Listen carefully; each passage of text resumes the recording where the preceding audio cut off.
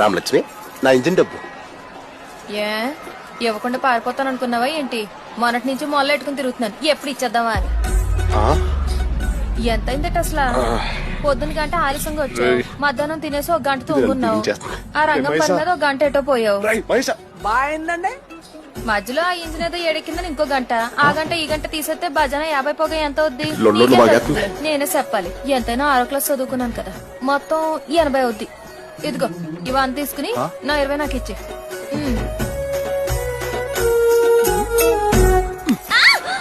100 తీసుకుని 20 ఇవ్వమంటే గిలుతున్నా పెట్టి.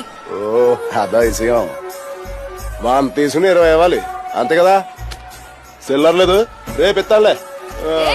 సిట్టిబాబు, ఓయ్ సిట్టిబాబు, మొత్తం నువ్వే లాగేసుకుంటే నేనే పెట్టి కొనుక్కోవాలి. నా దగ్గర డబ్బులు లేవు, నీ చేత గాజులను కొనిపెట్టు. మళ్ళీ గెలుతున్నా పెట్టి గాజులు కొనిపెట్టమంటే